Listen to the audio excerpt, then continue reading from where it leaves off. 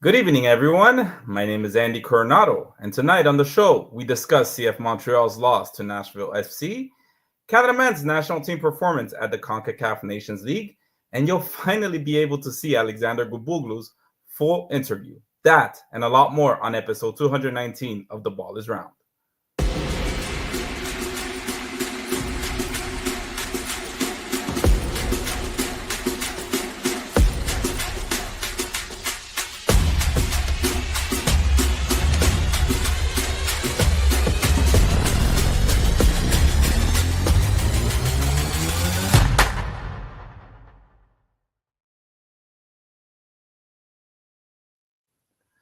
Good evening, everyone. Thank you so much for joining us a little later after the game. I know it's a little bit later than you are. You guys are probably used to it. Elias, how we doing, man? I'm doing phenomenally. I Phenomenal. don't even know what happened on Saturday. I'm doing great. Greece won 3-0, and they've been promoted to League A of the Nations League. Canada That's what's up. made the best of a bad situation in the third place game. You know what? The Sunday's turning out okay. I don't want to talk about the women's team, the Barcelona women's team. Let's just talk about good stuff today. They were Everything's robbed. perfect. I'm not going to talk about it. Listen, Peru beat Bolivia. We're no longer the bottom feeders. Chile's in the bottom, and that's all that matters. But we're Are they not gonna. really? Yeah, we're not gonna Oh my God! Wow. get. So Fall look, off too soon. let's get right into it, man. Guys, we got a loaded show today, so we're super excited, pumped for the good and the bad. But you guys know we're always here. We're always here to give you guys everything, to cover everything. I'm pretty sure I messed up Guboglo's last name when I was doing the intro, but it doesn't matter. It'll take some time to say it. But anyways, let's go ahead and recap the match of last night, Yes. Saturday night. That happened, Elias. Ugh. A game full of outages or whatever the heck was happening in that stadium. CF Montreal played their fifth game on the road against Nashville, and besides some interesting, as I mentioned, power outages, CF Montreal wasn't able to get a win. Elias, can you go ahead and bring up the lineup for us? Just Mm. gonna go ahead right into it. So I go in goalie. We had Jonathan Sirois. We had India on our back three. On the right, we had George Campbell. In the middle, we had Fernando Alvarez. On the left, we had Luca Petrasso. On the wingbacks, we had Alex Guboglo, Dante Seeley. In mid, we had Bryce Duke, Nathan Saliba, and Victor Lottori. And the front two was Caden Clark and Prince Owusu. Elias, when you look at this lineup before the game, what are your thoughts? I had no thoughts. I mean, I was a little bit surprised Piet wasn't completely fit to start, but other than that, this seemed to be a pretty predictable lineup, I think. Um, he's had his little experiments here and there, Laurent Courtois, with the Herbers, with the Mahala, with Villain, but all these players are either out of form or just purely out due to injury. Or national team, if you think about Joel Waterman. So he almost kind of had his hand forced in terms of what the starting 11 was going to be. Fernando Alvarez was also questionable. He ended up being available. Dominic Yankov was questionable. He ended up not. He ended up being downgraded to out. And so, honestly, this lineup wasn't surprising at all. This is very close to the lineup that ended the season last year. When you think about some of the key players, you think about George Campbell, you think about Fernando Alvarez, you think about Nathan Saliba, you think about Bryce Duke and Caden Clark. This is starting to look a little bit more like what people were maybe expecting. Um, but yeah, besides that, then the starting lineup kind of made itself given the situation. Yeah, well, look, when I looked at it, I said, because first of all, as a Friday, we didn't, I don't think we got a clear picture as to who was going to be replacing Joel Waterman as a center back, and I was said, well, look, hopefully it doesn't, because we had heard from Maxime Truman's reporting from practice that apparently Fernando Alvarez had gone in left practice early because what seemed to be a back pain. And when I read that, I said, "Oh boy, are we putting Is CF Montreal putting Brandon Craig in the center like that soon? I mean, that's a big responsibility. So it's pretty nervous about that. But once I saw Fernando Alvarez, I felt the comfort that at least he knew the system. Obviously, we based on what he said at the press conference, it doesn't seem like he was he's 100% yet, or he's been injured, has had a back injury. Obviously, I don't think we know the severity of that. But he played a good, I believe, up to the 78th minute, if I remember correctly. Something But like that. Yeah. I felt a little bit more comfortable. Um, Definitely was very excited to see the wingbacks again. The second try, consistency there. Um Prince of Wilson in the front. Anyways, we'll break it down position by position, but that was my biggest takeaway, right? I said, "Whoa, Yeah. it's gonna be fun." Fernando Alvarez, right? So let's see what happens. So we'll start from the bottom. What were your thoughts on Jonathan Sirois' performance last night? I felt bad for the first goal because I was just a complete meltdown in defense and it's 1-on-1 with the keeper. But this is one of those games where your goalie steals you one. You know, they did such a good job for an hour at making his life incredibly simple, and you would have liked to see him maybe bail you out a little bit, but I can't really fault him for that first goal. The third goal, I don't remember the second goal. The second goal was, I believe, the set piece, Yeah, right? it was again just Yeah. a disaster. But the third goal, I would have liked to see him maybe stop that one. That was across That him was 1,000% his around. bad positioning, in my opinion, Elias. Yeah, like you look at him and he was a little close to his near post, and it's one of those where you're just like, I think he'd want that one back. Um, 3 goals conceded, maybe is a bit harsh, but again, when you're playing all these games on the road and you're playing like this, sometimes you're going to get speed back. This is the first time that they really got pummeled in the score sheet. It was inevitable, it was going to happen at some point, and so hopefully they got that out of the way and that maybe they don't have it happen to them again. But I feel bad for them at the same time. Sometimes you gotta take Yeah. it. Yeah, I don't know, man. Like I saw the first 2 goals, and I 100% agree with you, Elias, that there were some factors that were out of his control, right? Like Yeah. maybe the defenders who can pinpoint specific players. The third goal, though, I rewatched it, Elias. Just rewatched it. I was like, what could have been different? Could Petrasa have defended better? Probably, but he did the best he could, in my opinion. I forgot who scored it, but he did. I mean, he did do great moves with the ball. But I did feel like Jonathan Silva, for all the times he saved us, and the game he saved CF Montreal, and the game before he actually did.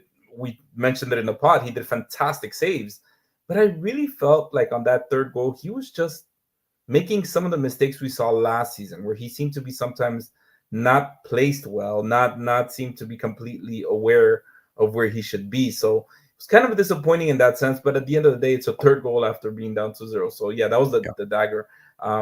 Camp, I'm not gonna go ahead and blame the game on him. I don't think he would, but I did not like his long distribution. Elias, we talked about it the past No, no, it weeks. was not good this time. But yeah, he was composed. He was doing the basic things, the passing and all that. We spoke about that, and we really liked what we were seeing, the progression on him, keeping things simple. Yesterday, we just went back to square one, Elias, and we kept. I felt like maybe it was the instructions he received for yesterday's games, particularly. But it just felt like he was, again, a lot of turnovers, a lot of poor passes, distribution. So yeah, not his best game. Hopefully, he can bounce back. But yeah, I mean, I don't think that kind of performance deserves a benching, especially after what he did the past 2 games. I think it's just hopefully a hiccup. But let's talk about the wonderful back three with Luca Petrasso, Fernando Alvarez, and Hmm. George Campbell. So, as we mentioned, Fernando Alvarez, the newcomer, the newcomer with Luca Petrasso, which seems to be a mainstay for now, and George Campbell with his second game back. What do you think for Alvarez's first start? It was good until it wasn't. I mean, the first goal was a complete. He kind of fell asleep in the middle there, and you have Moyle just run down the middle, untouched, completely uninterrupted, and you give someone all that space, they're going to get found, especially in a team like Nashville. Um, and it is a shame because what was it, like 15 minutes roughly, Mm-hmm. of just pure disaster, dumpster fire. Um, kind of overshadowed what was up until that point a really good continuation of the DC game. They were very effective in team defense. They were great at mitigating any potential chances. They did everything that they were asked to do and more. They made Hani Mukhtar and Sam Surge completely ineffective. Again, George Campbell with another monster individual performance. And so all that, especially in the first half and even at the start of the second, was again, okay, that's the kind of thing that I now believe the coaching staff when they say we're making steps and making progress defensively, because those kinds of performances and the stuff that they're doing, it's not just that they're keeping the chances to a minimum and Jonathan Sirois is making good saves. It's they're completely shutting out any the most remote chance at all, right? Any kind of danger is immediately sniffed out. And for all that to fall apart as quickly as it did brings back memories of old where mentally again, and this was asked. I asked Fernando Alvarez this after the game. How do you stop the mental onrush? Because again, it seemed just like mistake after mistake at that point. And even the set piece goal is just focus breaks down. And then even after Perez scored the third goal, for another 4 or 5 minutes, it looked like Nashville might have scored a fourth one, right? So that focus, that ability to not switch off still has to be worked on, especially when Joel Waterman's not there. When Joel Waterman's there, I feel like psychologically everything is so much more solid. Even though I think Fernando Alvarez as a defender is very capable, and I think is close to as capable as Joel Waterman is in the middle. Maybe distribution is different, but purely defensively, I think he's capable. But it's that authority that Joel Waterman operates with now that makes him so valuable. And it's what you saw with Rudy Camacho, where in the middle, if he's there, everybody is just a little bit more relaxed. And everyone's just a little bit more sure of what's in the middle. And Fernando Alvarez has the ability to get there, but that game last night showed that how much he still has left to do. Because those 10 minutes, Joel Waterman is a lot more, has a much better ability to kind of get everyone back on the page after the first goal, or maybe even after the second goal and prevent, it from really going to shit and having a third goal. And then at that point, the game is done. And so, at that point, you're looking for like one goal just for respect or for, just to end your streak without scoring. So I think that Fernando Alvarez did okay, but again, this is his first start of the season, and it shows. What I want to talk about is Luca Petrasso, because he's making a very good case for himself in these last 2 games. And I noticed this last night. The partnership with Dante Sealy specifically reminds me a lot of the partnership between George Campbell and Juan, in that George Campbell without Juan was an extremely chaotic experience, right? It was a mess. And the fact that now, he has this ability to kind of run his side of the defense like nobody else in the team is because in large part of the fact that I feel like his partnership with Juan gave him the confidence to operate in that position properly. I think we're getting the same thing between Dante Sealy and Luca Petrasso, where we're getting the best out of both of them. And the left flank hasn't created many chances yet, but what it was last night, up until again everything went to shit, was extremely solid. And you have Hani Mukhtar on your side, which is a nightmare. So I think that Luca Petrasso is doing a very good job at himself at kind of showing that he's maybe turned a corner. But up until you see any kind of consistency, I'm talking about like 4, maybe 5 games in a row of this level of operation, there's still going to be some questions, obviously.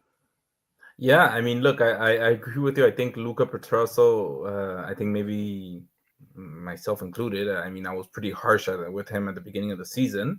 I thought I'm like, what the hell is he doing there? This guy, he doesn't seem natural.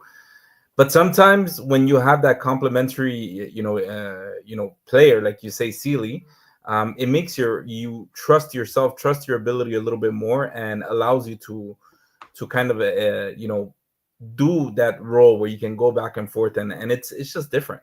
So I really do like what I'm seeing from Luca Petrasso, and if it can continue working with Dante Sealy, I think both of them will start gaining each other's trust. I think we're also seeing, Elias, that they seem to have an understanding of each other's tendencies and what they want to do with the ball or off ball and all that. Um, Fernando Alvarez, absolutely. I think he kind of tried to fill the role as much as possible, but as you said, I mean, he hasn't played all season, right? Might have been his back injury. We don't know. He's been practicing, but yeah, I mean, Elias, we don't remember the 75 minutes that they gave us of fantastic soccer. That's No. not what we remember. I mean, when you look back at it, and we're analyzing position by position. We remember that. We do remember the good moments. But at the end of the day, the everyday Joe that watches this game, that decided to turn on their TV and watch CF Montreal, will not remember these. They'll be like, well, we lost 3-0. Or even the guy that doesn't watch the match won't watch Fernando Alvarez have a fantastic 75 minutes. They're going to remember, well, we lost 3-0 because their defense sucked, whatever it may be, right? So that's the unfortunate part, like where you're saying that, yeah, it's unfortunate they had the distraction. Yeah, they're progressing, but in the short term, in the very instant, like right now, a lot of people won't remember that. But I do agree with you that it's interesting what's happening in the flanks. Now let's talk about George Campbell, okay? Because George Campbell, I think in this pod we were all excited about his potential and a fantastic defender, but we didn't know what else he could bring to the table. And I don't think I knew up to what level he could go up next. Elias, I feel like he's hitting that next level now. He's starting to be like, I'm settled here. I'm settled in this position. I understand my role. Now I know what we can do.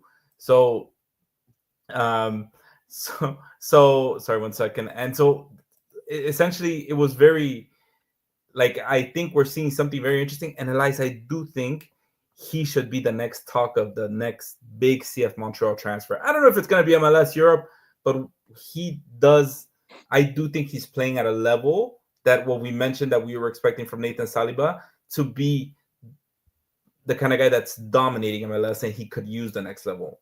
That's where I think where George Campbell is at right now. I think it's going to be a super interesting to watch him grow from here to the summer and how he performs regardless if the team wins or loses.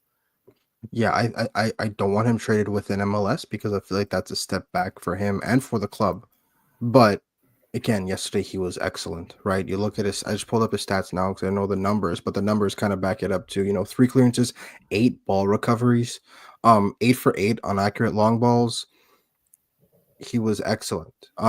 Not to mention completely frustrating Sam Surge and effectively marking him out of the game, except for again the 1 assist.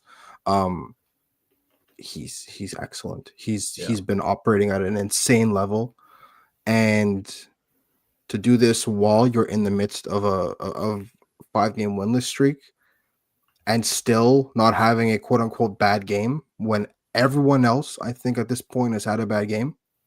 At least one bad game this season. Chapeau to George Campbell again, man. He's been so good.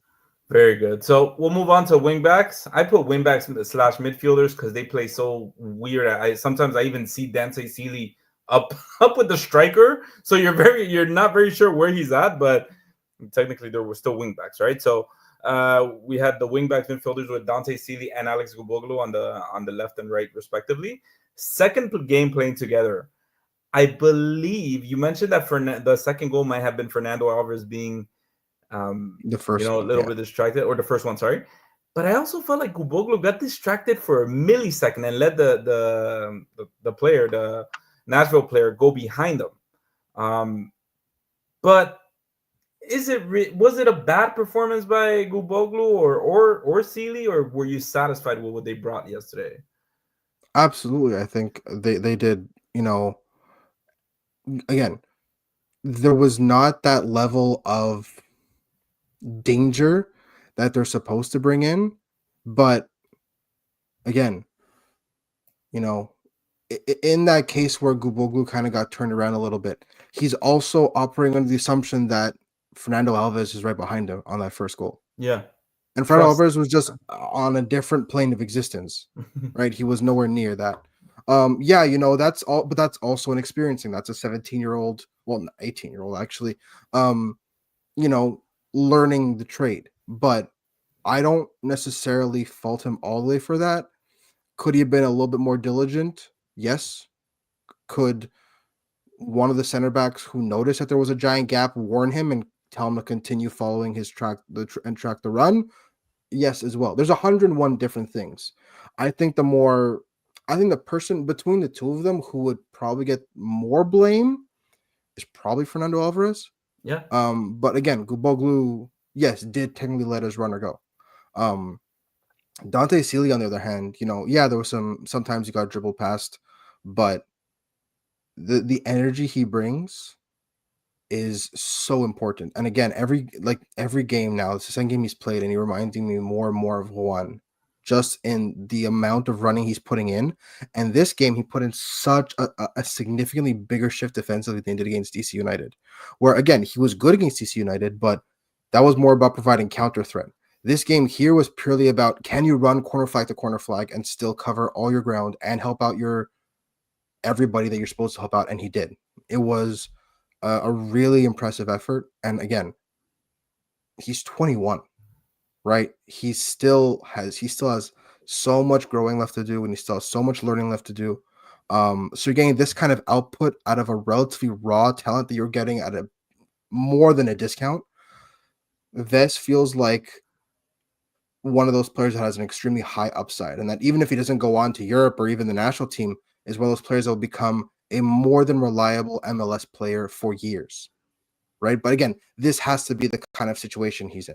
So yeah, I'm excited to see what happens next and if he can continue this. But it looks for right now, especially with what Laurent Courtois said about Tom Pierce not being anywhere near the level required, his position is as solidified as anyone else's on the team. Yeah. I just hope he doesn't get complacent. Hey man, Laurent Courtois likes to talk at a press conference and the press conferences, man, and he is not holding anything back. I mean, we're not going to talk about that now because we're looking back at the game, but it's you guys should go watch it. It's very interesting.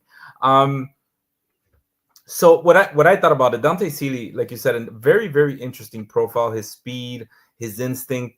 But what really stood out to me for Dante Sealy last night was his vision for the attack. I feel like he sees runs being done by Prince Owusu. He sees like different things happening. I saw him at some point with I believe it was Bryce Duke that had the ball, that he was just waving his arms on the left side like, give me the ball, I got space. So he seems to naturally have that offensive instinct to want to do something, to create something, right? And I mean, it's there were so many factors yesterday, including the lights coming out at some point, that this what are we doing? Like what are we doing with the lights too? What are we? I'm watching that and I'm like, is this my technical issues? Is this my TV? Or is this really happening? Imagine the lights that happens at Stade Saputo. But anyways, I digress. But yeah, so Yes. but Dante Sealy, I really, really like his vision, his offensive vision. Yeah. I think he's very creative. He reads it, and that's gonna hopefully with time develop. Hopefully communication with his attackers, with the forwards. I don't know if it's gonna be with a Wosu Clark. I don't know, but it's getting very, very interesting division. Guboglo on the other side, to me, no news, good news. I think he played really well. He doesn't seem like he's out of place. I think that's what matters the most. He doesn't look like I'm still the new kid. I'm still an 18-year-old, 17-year-old. I'm still an academy kid. How to catch it? No, he's just like, bring it on, guys. I am not scared one-on-one. Do all the one-on-ones work? Absolutely not. And then that's just like any player in soccer, any player in the soccer world. They can be fantastic dribblers, but it won't always work. But at least he has as Laurent Courtois likes to say, he has the intent to want to do certain things, right? And that's what matters, as opposed to being afraid or timid to do anything. So we'll move on. Let's talk about the mid three with Bryce Duke, Nathan Saliba, and Victor Notori. Elias, Nathan Saliba, the case of Nathan Saliba in 2025. Is he really the right guy to captain this team? And do you think his stock is falling? And is it just his fault, or is it maybe, I don't know. What do you think of what you're seeing from him so far? I think he had a really good first half. I think he was much more present, much more aware, much more impactful. The second half, I feel like, again, he kind of retreated into a shell a little bit. What I liked the most about his first half performance was, again, the work he put in as a ball winner. And him and Victor Loturi needed to do all that work because of the fact that you don't have a replacement for Samuel Piet, so you have to recreate the work he does. And I think they did a very good job together. The problem is in the second half, I feel like they were way too open. And they got played through constantly. And that first goal again was a result of them just not being anywhere. Right. And you had Guboglo in there as well. And you had Nathan Silva that was out of position, Victor Loturi was out of position, and the balls just, walked through them. It's not like they were even being played through them. They kind of just waltzed past them. Nathan Saliba, I thought initially, before Mathieu Chouanière left, that Nathan Saliba was the perfect replacement for Samuel Piet as the heir to his position, right? Because I think he has the capacity to be a ball-winning midfielder in addition to being technically already better than Samuel Piet, let alone when he hits his stride and fully, develops. If they're asking him to be more Mathieu Chouanière than Samuel Piet in this double pivot or in this, whatever with Bryce Duke, including as a floater,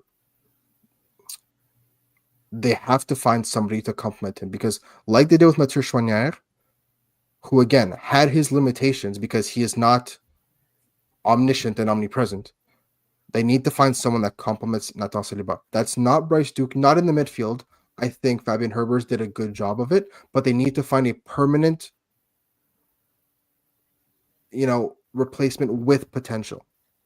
They're clear about the fact they want to sign younger players, then find a 25-year-old that, is a conductor that can run the entire show, that can, from the second you play out from the back in a goal kick to your attempts to break through in the final third, someone that's on the ball every single time. Someone's got 150 touches per game. Someone like that. If you want to get the most out of Nathan Saliba. Because he does his best work when he's allowed the liberty to kind of see where the game is. And if Samuel Piet is not there, he also has to worry about what's behind him. And he's not at the level yet where he can kind of just impact everything all the time. But that's what I mean, because you're absolutely right. But it almost seems we've spoken about this before, right? The factors that need to be perfect for it to work out. And it just feels like these past few games with Samuel Piet out, we've seen a different Nathan Saliba. And is he at the level of his career where he should actually just be able to adapt a lot quicker to these changes, or is it understandable? Not necessarily, because again, he's still young, right? He's still very young.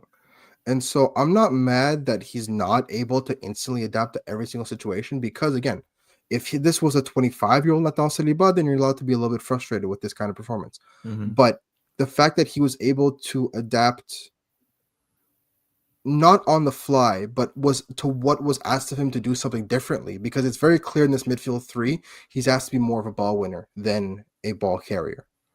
And even if he had a really nice shot in the second half that almost went in and forced a really good save. As a ball winner, he did a good job. He had a good game. If that is what's expected of him, right now we have this idea of Nathan Saliba being a better Mathieu Chouanière despite being younger. He has that potential, but it's just that it's potential, right? Let him iron out the parts of his game that need work, like being a consistent ball winner. Mathieu Chouanière covered 12 kilometers a game and did it with a smile on his face and did it, once or twice a week without blinking. And it was consistency. Let him grow and get this consistency. But the problem now is you're sacrificing a whole lot until Samuel Piet is 100% fit. He came on as a sub, so I'm assuming for the game against Chicago, he'll be a starter. That will be maybe a much more telling litmus test of where Nathan Silva is if he gets to come back with Samuel Piet and then maybe even another midfielder, which is likely going to be maybe Bryce Duke again. That'll be a far more telling, and we could break down a whole lot more there. But yeah, again, I think the job this year for Nathan Silva is to figure out who he is and what he is as a midfielder. Absolutely, it's that time. It's that, and they're only getting younger. The expectations are that they're only getting getting younger when they need to define who they are, what their role is, and what's expected of them. Quickly, Elias, just quickly tell me, what do you think of Bryce Duke and Victor Loturi alongside Nathan Saliba? Victor Latour did his job. I think again he's shown that he's a capable replacement for Samuel Piet. He's not Samuel Piet, but he is showing himself to be a capable replacement. And I think that he's done a lot of good for his stock within the team over the last 2-3 games. But yeah, it's very clear he's not Samuel Piet. It's Bryce some Duke? very so and Bryce Duke, I mean, he did a lot more running than he usually did. He was a lot more physically present. I'll give him credit for that. But again, if you're going to be that offensive leaning midfielder in that midfield three, you have to be a lot more instigative. Is that a word? I don't know if that's a word. You have to instigate. Proactive. That's another great word. But you have to instigate play a whole lot more. And he did a couple times where he popped up and he forced the ball forward. He made a play, but it wasn't nearly enough. So again, it was a better Bryce Duke from what we've seen earlier this season. But it's still the same old Bryce Duke scenario where it has to be a perfect situation for him. The perfect upwarding conditions, or else you don't get anything. But yeah, I'm getting tired of that talk. But it's just that because it's game after game. Record. It's unfortunate, but again, you know, like that whole Bryce Duke meme where he's like, when he's feeling himself, he's untouchable. Well, I mean, yeah, but that's usually that's Saputo. So I don't know what you're expecting in the beginning of the season. So for me, and my take for Nathan Saliba, I did not like his game yesterday, but he was also placed in a position that he's, again, as you mentioned, not necessarily his natural, more comfortable position, right? And it showed. What you would expect at that point is maybe a little bit more support from the two other midfielders, but it just didn't work, in my opinion. It did not work. I think Nathan Saliba still has a little bit more to go before he can really, like I said, break. Maybe it'll be from here to the end of the year. I think he's still very talented. I think he still has a lot of potential, and he clearly has some plays that are just fantastic, what he's doing. But the way yesterday, he just seemed a little bit like not in his comfort zone, and I did not like Bryce Duke at all. And I mean, I've said in the past, I really like the Bryce Duke we see in midfield. I think he's really good. But yesterday, he just seemed out of it. And again, we've talked about it in this pod a few times. It always seems like he's arguing with somebody. It seemed like he was arguing with everybody yesterday again. And it just seems like he's very hesitant about the passes he's going to do, and that just leads to the defense to set up quicker on the opposing side, right? So, I mean, the midfield performance was two different phases. There was the phase when it was just the three starters that we just mentioned, and then when Samuel Piet came in, completely evolved the midfield, and that's something that's, if, as you said, he comes full time in the Chicago game, it's going to be very interesting. But I didn't like Bryce Duke's performance. I don't see him in this starting lineup at all. I'm very getting fed up with the whole Bryce Duke needs a perfect situation to work. And I mean, it's just, come on, man. You're a professional soccer player. You need to quickly adapt, right? So it's just Victor Loturi to me is obviously getting more adapted and learning this system obviously a lot better, and it's very, very interesting. I do like that they keep placing him next to Aleksandr Guboglo, because it does seem like they have a natural understanding with each other too, and we'll see that more in the interview a little bit later, so coming up. But let's talk about the two up top. There was Prince Owosu and Caden Clark. Now there's a lot to say here, because Caden Clark, leading up to this game, in his pre-game press conference, Elias, they asked him, like, what's going on, dude? Like, why are you not playing that many minutes? Like, well, and he very much said, it looks like my position isn't here right now. That's what he said, Elias. He said, it looks like in this scheme, my position isn't really there. What can I like it just doesn't seem like it's his position. He doesn't look necessarily happy to be doing it, but he's doing it. Samuel Piet also mentioned that it was Caden's first time playing that position. And then at the end, the cameras caught him at the end of the game, just furious of being subbed out. I don't know if it was being subbed out or the situation that they had just scored goals. It's hard to get concept in that. You just see him obviously very emotional after the game. What'd you think of Caden Clark and Prince Owusu? Well, we'll get to Prince Owusu, but just quickly give me a take of what you I think mean, of. yeah, Nashville has reestablished themselves as one of the best teams in the East, and that doesn't happen by scoring a shit ton of goals. I mean, they do score, but it comes by being so solid at the back that opposing attackers are left acting like the way Caden Clark is when he got subbed out. I'm not mad at that. I like it when a striker or an attacker who gets subbed off after a frustrating game shows it, right? Because if you have a bad game, or if you have a game where you're not as effective as you would have liked, or if you have a game where you are frustrated for the entire time you were out there, and you're just sitting on the bench and you're joking around like nothing ever happened, that pisses me off, right? Because it's like, you have to show something. Anybody who's ever played competitive sports has had games where when either they come off or they finish the game and you just want to throw a water bottle, Yeah. or a whole lot more than a water bottle, maybe a Yeah. fit. And so I saw that, and I was like, I've been there. Get it. And I 100% get it. And I think anyone who had played competitive sports at any level saw Caden Clark and goes, same girl. And so honestly, I don't really think about it any two ways. I like it that they're showing passion, and I mean, I can't really blame him. It was an extremely frustrating outing for him. Yeah. And I guess we'll get into it, Prince Owusu as well. They had no service, right? Yeah. What worked against DC in terms of exploiting space in behind and using Prince Owusu to use his really strong hold up play did not work, because what they did was just said, again, you want the ball? Here. Take the ball. And they just backed off and they covered the runs in behind. Yeah. Nashville played them perfectly. I think this is more an instance of Nashville defending Montreal style perfectly, more so than Montreal being ineffective. I think they both went hand in hand, obviously, but I think this is more a case of Nashville being defensively so rock solid that what Montreal clearly lacks was that finesse to kind of get anything killer in, and it was just exposed even more.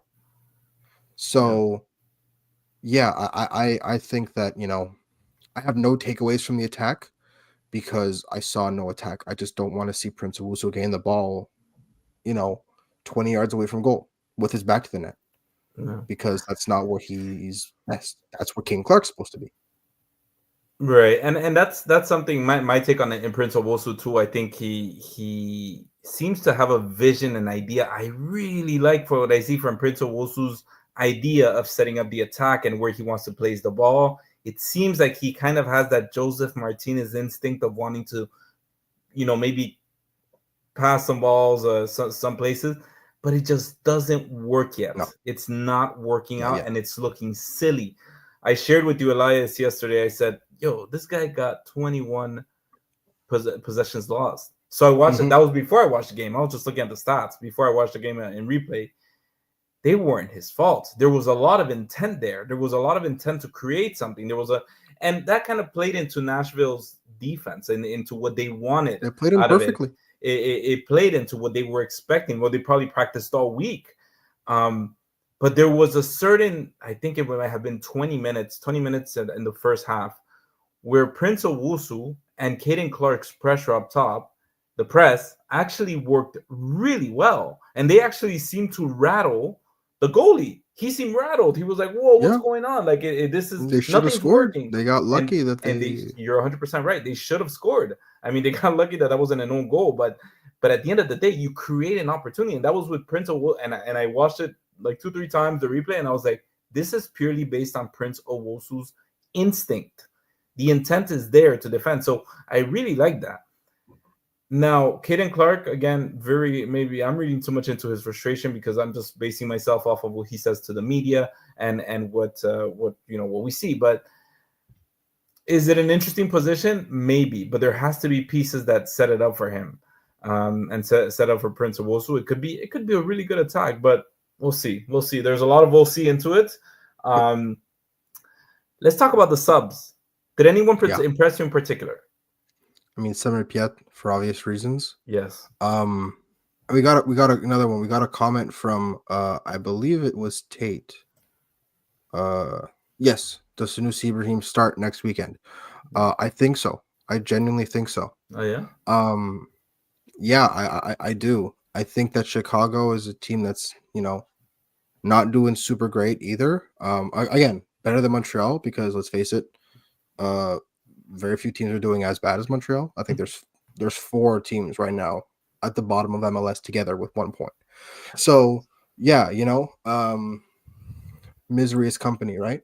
But I think that Sunusi was exactly what you expect Sunusi to be, right? Which is a shot in the arm offensively in the last 30, 25, 30 minutes of a game to wake everybody up and now enable people to maybe exploit some space, help with the press, do all the things that, are trademark Sunusi.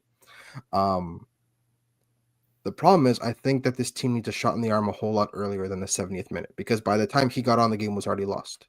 And I think Laurent Courtois could act a little bit more proactively next week and actually give him a start because I think that what he showed again as a substitute and the fact that, again, he was a second leading scorer last season before he dropped off the face of the earth for some reason, was the fact that he can bring it, especially on the road when you need that energy. So I think Yeah. he could definitely start. I really like, and again, Samuel Piet. What can one say about Samuel Piet? He comes on and all of a sudden all is right in the world. So yeah, I mean, I can't wait for him to be fully fit because the team needs him bad. Yeah, but And that's who else? It was Brendan. It was Brendan Clark and Brendan Craig. Yeah. Brendan Craig, All right, you made a new player. and Brendan Craig and Mahala. Hmm. I mean, what do you think of the 4-back that they played for like 15 minutes? I mean, Yeah, pretty much. yeah. What do you want me to Damn say? right. That's my take right there. If you want to take it, look, to me, when we talk about impact subs, you seem to have had a good impression with Sanusi. I think so too. But last year, I do remember he did that too. And then when CF Montreal gave him full games, he doesn't necessarily go all that way for 85 minutes. So we'll see. Maybe I'll he take does an get a hour of start. Sanusi. I'll take a half of Sanusi But I if it think gets them if we're in the door. being truthful, Elias, I think right now CF Montreal is getting in the territory of we've got nothing to lose, so let's just try something, see if it works. That's where I But see, think we're. I don't agree with that because this is again I wouldn't argue that they were played off the pitch, right? Again, Mhm. those 15 minutes were atrocious, but if you look at the whole 90, I don't think they were played off the pitch. They definitely were not good enough to win or even get a tie here, but they were not they were not completely outclassed. They were handled, yeah, sure. And again, I don't think they're in the fuck it stage yet because they haven't been played off the pitch once this year. What's frustrating me is that whole thing where we haven't been played off the pitch, we're in every game up until we're not. Yeah. That can only take you so far because I think it was John Still who said it. This is the first time that they've gone winless in their first 5 games in 8 years. Right? So we got a really good question about it. About from Patrick. We got a couple good questions that we're gonna ask. It's obvious that this is a bad team. Do you think CF Montreal needs to seriously reevaluate their sporting philosophy? Fans are getting fed up. What do you think?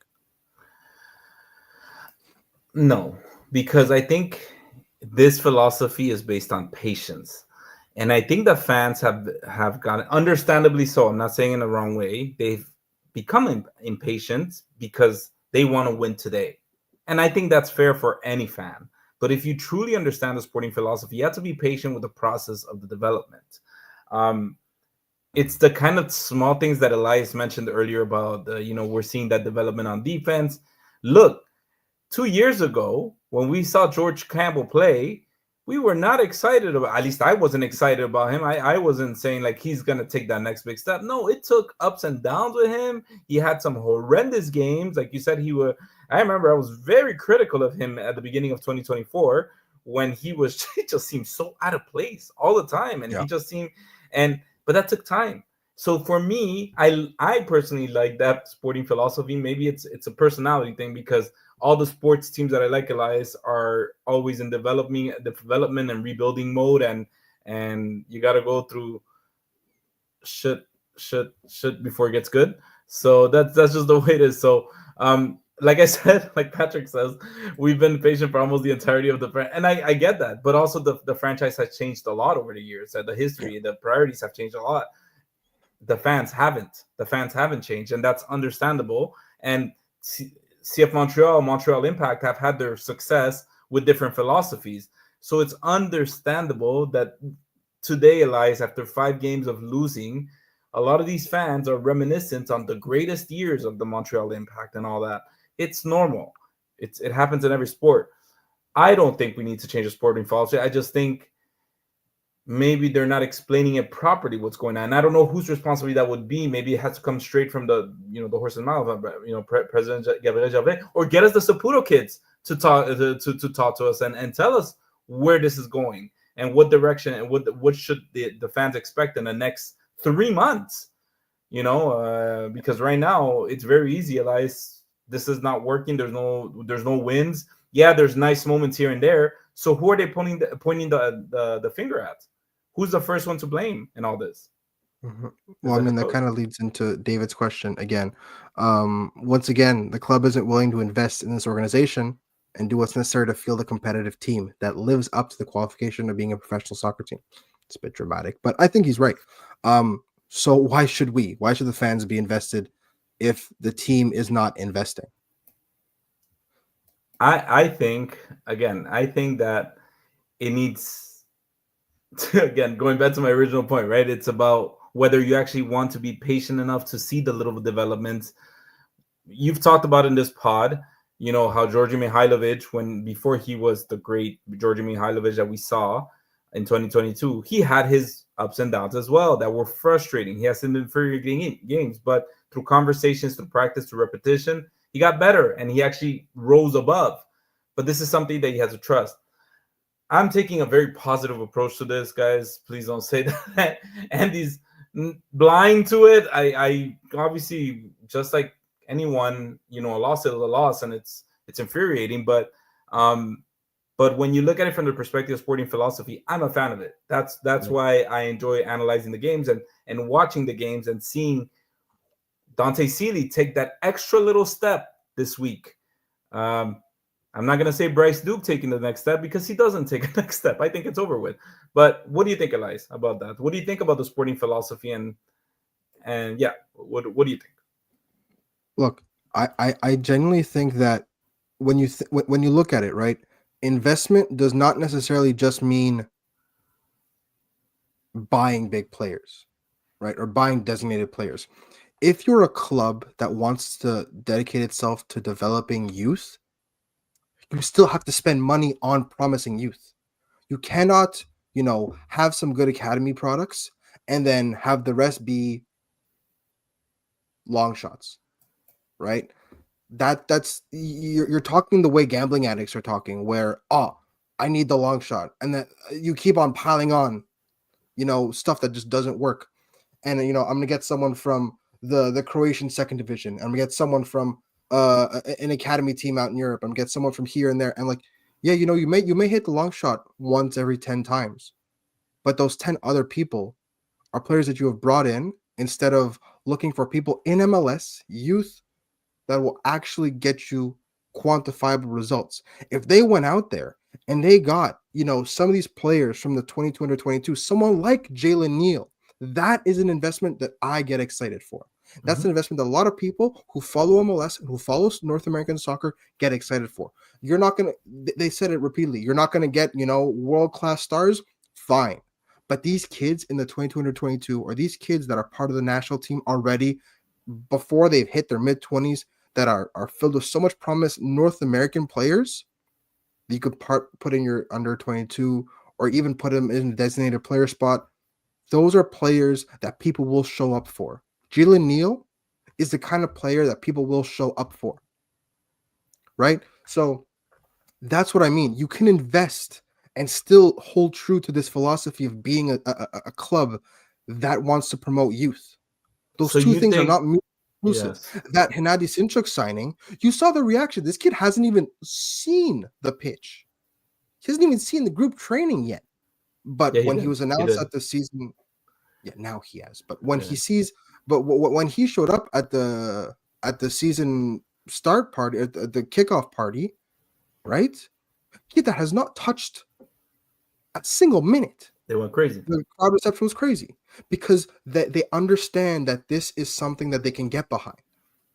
Right? They don't need Olivier Giroud or Hugo Lloris or Paul Pogba or Antoine Griezmann. But they show that these are players that you are seriously considering, and not just we got him for like $15 because he has some promise, I think. A Kepo. Yeah. For a Kepo, right? Yeah. No, this is you went out there and you splashed serious cash on Jalen Neal. You splashed serious cash on Hennady Sinchuk. You splashed serious cash on players that will maintain your philosophy, but also be absolute rock stars and be fan favorites. But if you talk about it like that, Elias, okay, just kind of playing devil's advocate, isn't kind of what they're doing that now since Gabriel Gervais has taken the Besides Saputo Hennady kids? Sinchuk and Jalen Neal, what young player not named Georgi Mihailovic falls under that category? There's one. His name is Bryce Duke. Okay. But that, you could even argue Mahala because they spent a decent amount of game on Mahala. Yeah. Right? Yeah. Those are the two players. But when you look at Georgi Mihailovic, you look at George Campbell, you look at Kamal Miller, those are also players that they splashed some serious cash for, but had tremendous upside. Kamal Miller, as bad as it ended, he was an all-star. They helped him get to the national team. Now, Portland is Portland and shit goes sideways, yeah. But when he was in Montreal, he was a stud. Georgi Mihailovic got to the national team. He was an MVP front runner for a bit until he got hurt. George Campbell now is turning into one of the most underrated defenders in MLS because they're splashing cash on youth, and Montreal fans will love those players for it. Yeah, no, I do agree with that. I mean, I'm speaking more about the sporting philosophy, but you're saying you like the sporting philosophy, but if they splash the money to the right players, right, not just randomly get rejects from other teams and hope that they resurrect.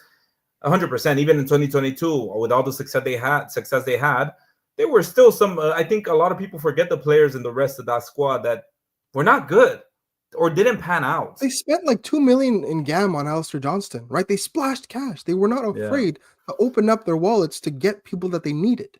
Great question. Yeah, that was great. Eliza, we've got one last question before we move on. It's from Normand. This is about Laurent Courtois specifically. I don't attend practice, so I don't know the vibe. Has the coach lost the room?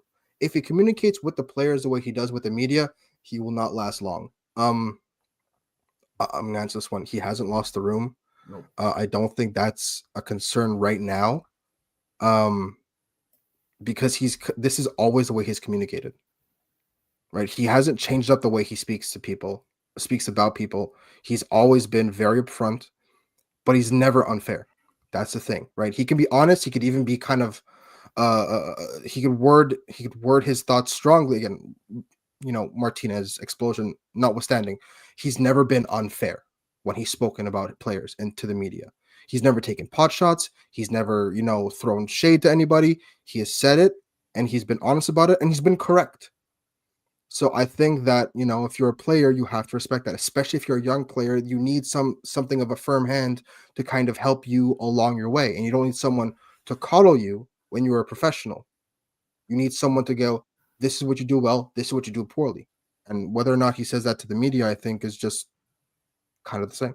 Yeah, and I think you simply by listening to I think Eli is the most interesting ones, in my opinion, are the post-game press conferences when they've lost and things are heated and there's feelings there. The players that I've heard Elias so far, even last year, Elias, I don't remember the players saying this is on the coach. The coach is on. No, I remember it being like, we have to figure it out. We need to do something. I remember specifically Samuel Piet would make it a point to say, this is not the coach's fault. This is us. We have to figure it out. So no, I don't think I think the players like him. I think the players do understand where he's coming from because he's a very clear communicator. For sure, 1,000%. He's also a young coach and he's probably made mistakes with certain players. You can't satisfy everybody in the locker room, but I don't think they would be playing the way they are when they're losing if he had lost his locker. No, I don't think so. We're a long way from that. that's the end of the wrap up for the game. It's the moment we've all been waiting for. Next up, we have the long-awaited interview by Aleksandr Guboglo, birthday boy, Yes, joined us this week, and we got to learn a lot from him, Elias. And we really hope you guys enjoyed as well. absolutely. We are joined by one of the newest signings for CF Montreal, Aleksandr Guboglo. Alex, thank you so much for taking the time, and welcome to the Balls Round. Yeah, thank you for having me. Thank you. Now, do you go by Alex? You go by Alexander? Do you have a preference, or is it really just whatever people use? Honestly, I don't mind. It's whatever the other person likes to call me, but most of the time it's Alex. All right, well, sounds good. Go for it. Alexander is not a very common name. In Haiti. Can you kind of maybe give us a little bit of backstory about that? Yeah, so my mom's side is the Haitian side, and my dad is from Ukraine. So I Oh, kind okay. of Oh kind of took wow. the Ukrainian name. Yeah, Very cool. Do you Very cool. speak? Do Well, you speak Ukrainian by any chance, or? not even a little bit. Damn. All right. Good. yeah. Well, again, we're going to want to start the show off by wishing you a very happy birthday. So at the time of recording, we don't want to date the podcast, but at the time of recording, it is your birthday, March Happy 20th. birthday. Happy Thank birthday. you. You Thank you. have anything fun planned besides the podcast, obviously? Besides the podcast, just hang out with the family, spend time with them, and you know. Any special requests for mom for your birthday? No. She's done enough. She's done enough. Fair. All right. Well, as an 18-year-old, most people don't have professional sports as something that's on their mind. They're figuring out, what do I do with my license, or what do I do with, how do I set up a bank card or something. You have maybe some different priorities in mind right now, being that you are a professional footballer. How does that feel, and have you really come to terms with it? It's always been a dream of mine. So even though it's stressful, it's a blessing. Like I like right now I'm focused on soccer, school, I'm taking a bit slower, but like I couldn't ask for any better. Well, let's kind of start a bit at the beginning, maybe, of your footballing career. I saw in an interview it said when you started out in Ottawa at 7 years old, you started playing recreational soccer, and you kind of knew right away that you wanted to be a professional. Um, what was maybe that starting off point, or that thing that really clicked that says, "Ah, this is something that I want to pursue as a career"? Well, obviously it was performing back in Ottawa, like around the ages of, 13, 14, you really start to like get a lot more interested in it and thinking about the future that you have in the sport. But I'd say the main point was really joining the academy because it got a lot more serious and like a lot more intense. So I'd say that was the starting point of the career, if you could say. All right. And at some point, you and your family decided to make the move to Montreal to join the CF Montreal Academy to continue your development. Alex, from a personal perspective, what were some of the challenges that maybe you faced during that period, and how did that help you become the person you are today? Well, obviously the team they welcomed us in with open arms. The club, like it's like a big family, but the main change I'd say is the cultural difference. Different province. Back in Ottawa, it's mostly English. Here it's like pretty much just French. So that was the biggest change for me. We always see the comparisons between Ontario soccer, Quebec soccer. You know, again, you kind of moved when you were pretty young, but what kind of difference is there for you? I feel like since Quebec has a professional MLS academy, like I'd say it's a lot more intense because it's easier to well you have more of a chance to go the professional route if you're from Montreal because of the academy, of course, but both provinces very intense. Everyone wants to do the best they can in the sport. So yeah. All right, and in Europe, we see a lot of your situation where there's a lot of youngsters that move on to pro clubs. But you spoke a little bit about school that you're taking a little bit. So what's your schooling situation like as a now professional soccer player? What is, if you can just explain to us a little bit how it works for you now today? Yeah, so now I'm more online, so I Okay. can manage my time with practices and stuff. I'm taking a few classes. It's hard, but you got to do what you got to do. Favorite It takes subject? a student athlete to a whole new level. What's your favorite subject? I think it might be English. It's a bit easier. All right. Are Fair your enough. parents like, no, my kid is doing CJEP and university and all that stuff? Or is it, are they kind of understanding that maybe football is the way and school is maybe a process? Yeah, obviously, they support the decisions I make. So they understand that soccer is like the main focus right now. That's good. That's good. Um, you know, growing up and coming up through the academy, not many people start off playing fullback. You mentioned earlier that you've been playing fullback for a while, but where did you initially start off on the field, and what was maybe the one thing that eventually took you to fullback and wingback, and what do you love most about that spot on the field? So back in Ottawa, the first position that I can remember playing was striker. Uh, and when I moved to Montreal, it was more like we played a 4-3-3, so I was a winger, left wing, but I could still play on both sides. And then there was a formation change. I think it was with the first team. The academy wants to replicate the same formation as the first team, Yeah. so we started to implement wing backs. And I just feel like since I've always played an attacking role, like with my explosivity and stuff like that, I was able to defend and attack. So I think that coaches saw that I had a potential as a wing back. Yeah, I mean, coaches at the academy level, especially, super important. Especially, I feel like when a formation change, it's a pretty big thing for a kid. How are the coaches at the academy, or just coaches in general, who really helped you grow as a player and get to this level? Honestly, all of them.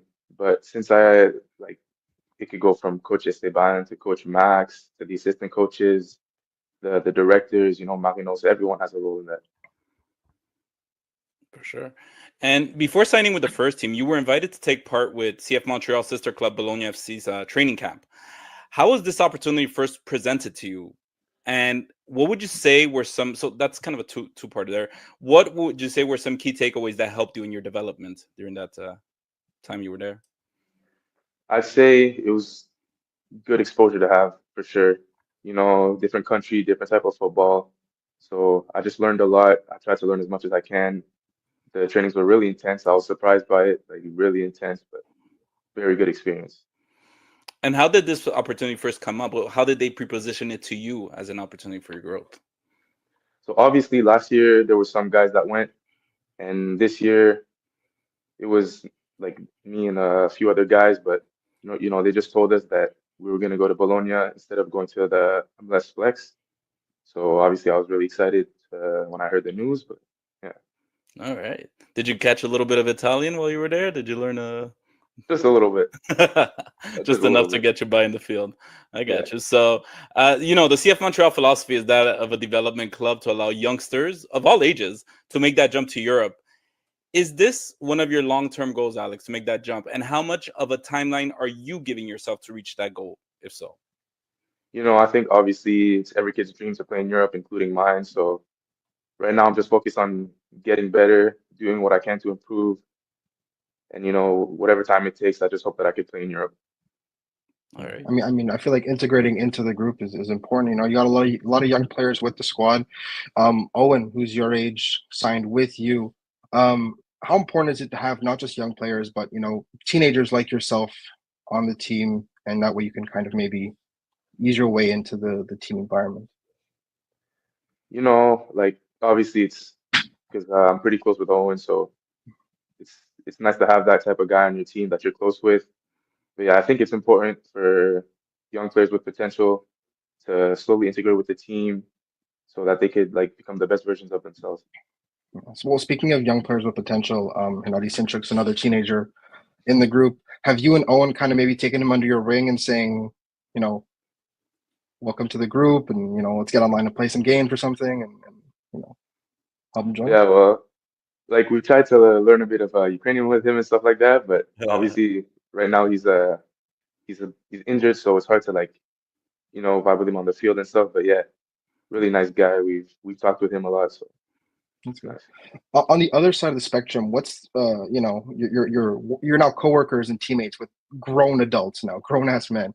What's maybe one of the funnier age gap things that have happened? That's just like, oh my god, I'm dealing with people that twice my age, and some of them. Honestly, I was kind of surprised, but the humor is a bit similar, honestly. Like I thought it would be a lot different considering the age gaps and stuff, but everyone's on the same like they have the same jokes and stuff like that. Did you ever say something that makes a player go, "Oh shit, I'm so old," and it kind of hits them like that? You know what? Today a lot when because of my birthday, of course, like 18 and stuff, but no, not any jokes were made that made them realize that much. I coach 18-year-olds and they say stuff all the time. I'm like, oh my god, I'm ancient now. I hate this. Yeah, Yeah. we're just trying to stay relevant. So, what is a player that you would say, Alex, that you or maybe over time it's changed, but what is a player that you would say you model your game after? Player or players that you might model? I feel like personally I want to be able to just play like myself, how I like to play, but I say similar players are Frimpong, Davies, just like explosive wingback, stuff like that. So Yeah, the debut is over, and at what point do you realize as you're going through the week that you might be starting that weekend? Now, how do you feel as the days are leading up to that weekend? You're like, oh man, I'm actually starting this weekend. How, from a personal perspective, how when everything starts clicking in your head, what are the feelings going through Alex's mind at that point? obviously there's a little bit of nervousness, but I just try to prepare myself mentally, and obviously I'm really grateful to be able to start for the club. So. That's great. Personally, what can CF Montreal fans expect from you this season? What are your personal goals? And again, everyone's definition of success individually is different. For you, at the end of the season, what would you call a successful season?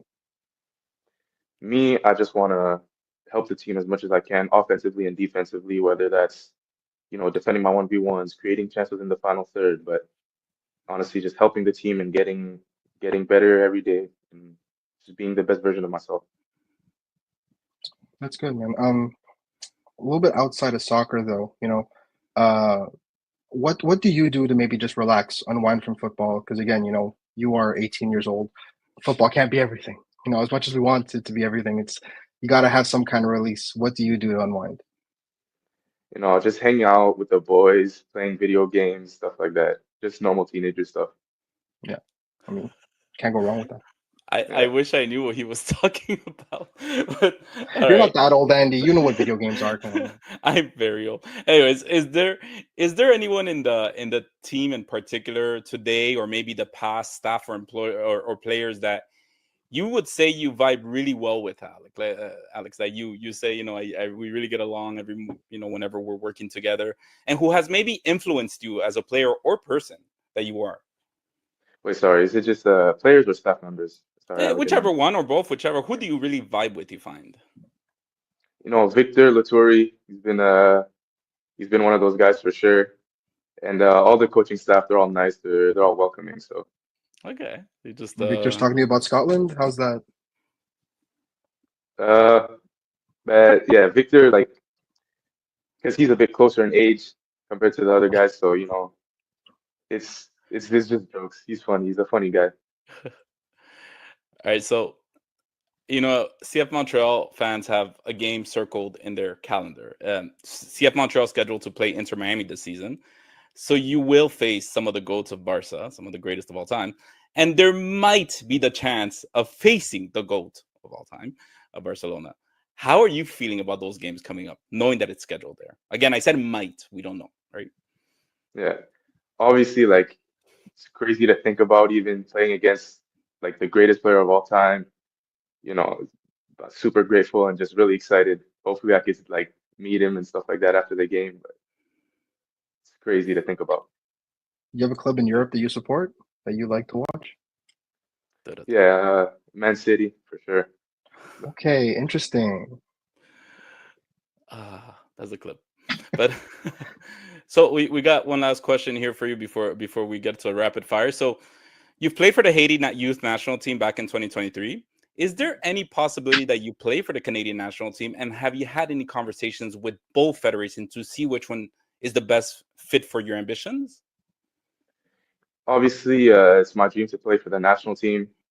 So I just need to keep working hard, and the decision's up to the Canadian staff. So hopefully one day I could be on that stage. That's great to hear, man. There's a lot of young CF Montreal Academy guys that are with the youth national team right now. So hopefully we see you in that context pretty soon. We like to wrap up the interviews that we do with players with a little bit of rapid fire. So we're just gonna first thing on top of your head, you give it to us right away. Okay. Poutine or smoked meat? Pardon? Sorry, I didn't hear. Sorry. Poutine or smoked meat? Poutine for sure. Canadians or Alouette? Canadians. Away stadium that you're most looking forward to playing in? I say Inter Miami. Who's your favorite player in the world right now? Messi. Of all time, Messi. I say right now, Frimpong. Interesting. What's your favorite video game to play right now? What are you playing?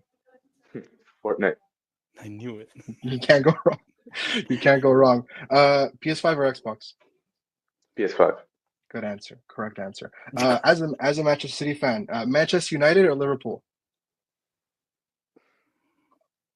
I think it has to be Liverpool. Oh, hey, interesting. The toughest attacker that you have to play against in training. Who's got your number? Who makes it difficult?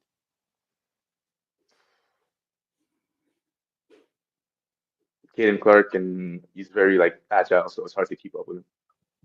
All right, and last but not least, besides Messi, Suarez, the Inter Miami gang, who's a forward that you're most looking forward to facing this season? Who's on your hit list this year?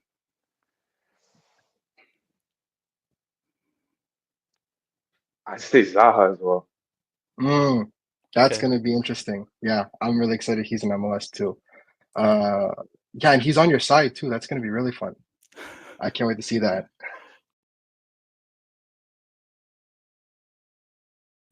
All right, that was the interview with Aleksandr Guboglo. Yeah. Such a great kid. Such That a was great interview amazing, too. man. I mean, he's only 18 and he seems so modest and just so, it was just a great interview. We hope you guys enjoyed that interview. Thank you to CF Montreal. Thank you to everybody that helped us out with that. So that was a great interview. So let's hit on our last topic. I know it's getting late, and the last topic of the day. So let's talk about the Canada men's national team performance in the CONCACAF Nations League. Elias, they finished third place.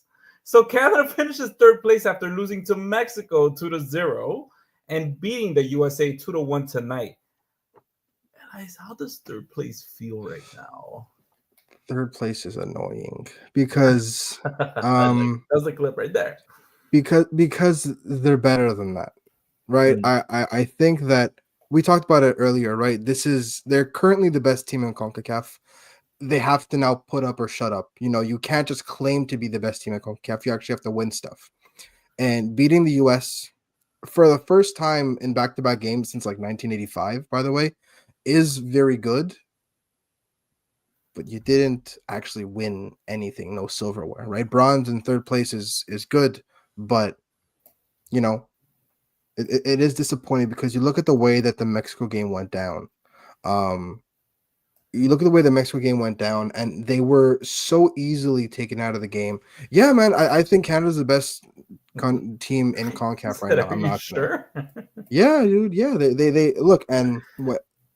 Look, they were. The problem is they were so easily rattled by Mexico that Mexico were able to take them out of the game and get them off their game again, immediately because they scored 40 seconds in. But for the rest of the game, all they did was antagonize Canada. All they did was probe and continuously be pests and continuously try and get under Canada's skin. And they were lucky that, it was only a couple of yellows and a bunch of fouls because Alistair Johnson, I think, is lucky to not get out of there with a red card and miss the Canada-US game, which, he was vital in. And so games like this, right? You saw how well they coped with the antics and the nonsense in the Copa America. This should be a team that now should be antic proof, because when you go against people in CONMEBOL, I'm sorry, they're at a different level of bullshit than the people in CONCACAF. It's a different league altogether, and they managed to play through that and succeed. So the fact that they were so easily rattled by Mexico and so quickly is disappointing. I tweeted about it too. That was the first game where I think Jesse Marsh got it wrong, where Jesse Marsh completely just, got the team wrong, got the tactics wrong. The best thing he did as coach up until this point was simplify Alphonso Davies' role, was make him a left back, right? No hero ball, play your role and improve everyone else around you. And this time, when you put Jonathan Osorio on his side, who's naturally an attacking midfielder who, immediately started playing more centrally, you just gave Alphonso Davies the entire left side and forced him to kind of, enabled him to kind of play this hero ball. When he played with a winger, like you saw in the US game, he was a lot more, restrained for, again, the 20 minutes he played. So I was very disappointed in the Mexico game, and I thought this could spill over into the US game because of the fact that, you're on away soil again.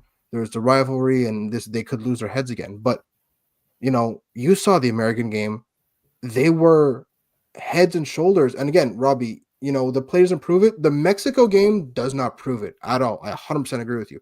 But the way they played the U.S. tonight, how can you not agree that in all facets of the game they did everything required to get the result? I thought you were gonna say that the best decision Jesse Marsh did would give himself a red card in the U.S. game, because he did give himself a red card. I mean, but that was definitely wasn't a good idea. I don't recommend getting a red card. no, but I mean, it was. I mean, it was two different teams, Elias. It was two different yeah. teams against Mexico and against the U.S. I felt like we saw the Canada we've been seeing the past few months since Jesse Marsh took over today. But on like you said, it was just kind of back to square one against Mexico, where they kind of, within the 50th second, they rattled them. And it almost felt like the 50th second they rattled them and they just said, F it. Or going back to what our instinct tells us, what we, what we know. So it Herdman ball. Yeah, and it was a lucky bounce, honestly, the first goal, but it shouldn't have. You expect players of that play in this kind of level in the clubs and all that, and the higher clubs that they play for, to kind of bring that mental strength where they can be like, forget about the 52nd goal, let's go. And Mexico was also played really well. I found they played really well, and they put up a good fight, but Canada could have been better. I think they shot themselves in the foot also by the red cards. The yellow cards that they got early on. And as you mentioned, I mean, if anybody's rooting for Mexico, they are absolutely furious that Alistair Johnston didn't get a second yellow, because he was playing He was flirting with it. He was very risky. The referee was very kind to him. So what's next? What's next now? They just finished? The Gold Cup is in June. And honestly, this, again, we keep on saying it, right? You need silverware if you want to cement yourself as the best team in CONCACAF. You did not get the Nations League, even though you probably should have, right? This is disappointing. The Gold Cup is your last competitive tournament before the World Cup. You have to do something with it. You have to beat the teams in front of you. You have to move past the antics, and you have to be successful. I don't see any reason not to. I want to see people like Promise David. I want to see people like Jebison. I want to see people like Jacob Schafferberg getting full minutes. I understand he didn't play full minutes this time because he just came back from injury. It's understandable. But again, respectfully, I don't want to see Jonathan Osorio. I don't want to see Kyle Aaron. What they've done for the national team is beyond important.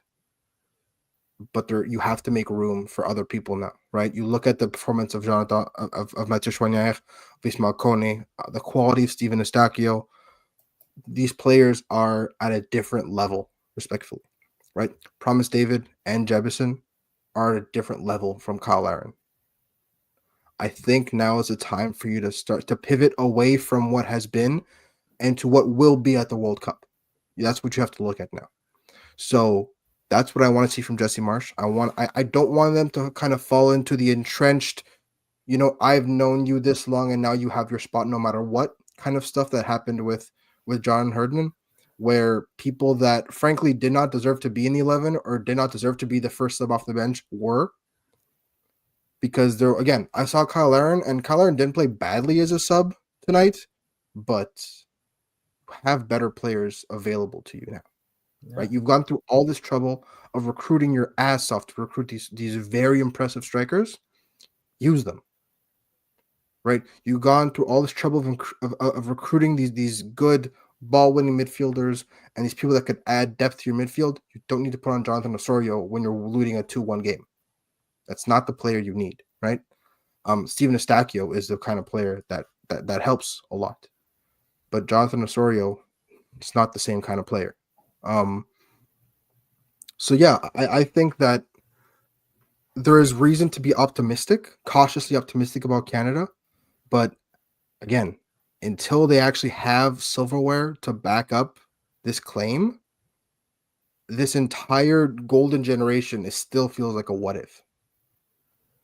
Time to turn the page. Time to try out new Exactly. things and time to see if it's Shut gonna up or work. shut up. Yeah, okay. All right. Well, look. I was a little bit aggressive. But Yeah, I don't know. Relax, okay? Elias, take it down a notch. Don't tell me what to do. You're still third place, okay? So, and yes, Better than fourth place. let's talk about that. So Roberto made sure to mention that they are better than the U.S. Absolutely, man. The U.S. right now are going through a terrible bad way, man. They are going through a terrible identity. You know who would have helped? George Campbell. Honestly, why not? George Campbell would have. Anyway, that's all. George Campbell would have been what? You know who would have helped? Marco. Anyways, they are going through a terrible identity crisis. I think I just saw like all our listeners leave. But yeah, no, it's really, they're going through a terrible identity crisis that they put on themselves, and this is just proof of it. So if Canadian fans want to be critical of the Canadian national team, you have every reason to be, but because you should be playing right now. Be lucky that you're not a U.S. fan. And they went ham on that penalty that wasn't called. Anyways, we got one last topic to talk about. Our wonderful Roses FC revealed their kit this week. Roses. Yes. Hey, man. What'd you think? Oh, these are so good. Fucking good. Oh, these are so nice. I love it. I love the color scheme. I love the design of the neckline. I love the way the kit, the crest fits in the kit. I love every single thing about this. And again, you know, we talked about it when they had their initial identity launch, right? And they had their kind of club kickoff party. From a branding perspective and from a community integration perspective, they are doing such a good job. Yeah. Right? It looks good. They have the right people backing them. They're recruiting, you know, impressive talent, but also really good homegrown talent. They're doing everything right. Yeah. And this is just another step in that direction, because these kits, especially the red and blue, like I love how simple yet detailed the shoulders are in the white kit, but that red and blue kit is honestly might be one of the nicest kits in Canada. It's like this one and the Vancouver FC Cherry Blossom kit for me are like the top two nicest kits in Canada, because I'm obsessed with the color scheme, with the pattern, everything about it. I'm obsessed. It's so nice. They just got it right, and that's how you do it, Elias. It's you know, man. You're walking down the street. Anybody's walking down the street with that jersey, and you're like, "Wait, where'd you get that at? Where can I get that? Oh man, that's just Roses FC. Okay, let's go. Tell me where to get it and all that." Honestly, that's all it is. And I think that's what you want to do with these kind of jerseys, at least at the beginning when you're inaugurating. You want to kind of catch the eye. You want to catch what's going on, right? Absolutely. So I think they did a fantastic job. Honestly, super. Like I told you, Elias, honestly, I really looked into ordering because it's nice, and I want to get one for my niece. I think super pretty. She'll love it. So we're fans, and I think, Elias, we had a late show, and our listeners stuck through. We had a fantastic interview, great show today. So I just want to take a minute to thank everyone who joined us today. We hope you enjoyed tonight's show. As always, the podcast will always be free to listen and watch on all of our platforms. Make sure to check out our Patreon page for exclusive member content and all of our social media platforms for more content, including the interview. Big shout out to all of you who joined the Patreon this week. We see you. And thank you again to all of you who tuned in tonight. And see you next week for episode 220 of The Ball is Round.